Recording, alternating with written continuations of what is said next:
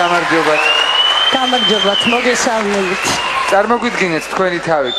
გულნაზი გოლეთიანი, ცაგერიდან. ცაგერიდან ჩამობრძანდით ქუთაისში. დიახ. ცაგერში რას მოღვაწეობთ? ყავს სამი შვილი, მეუღლე, ოჯახი.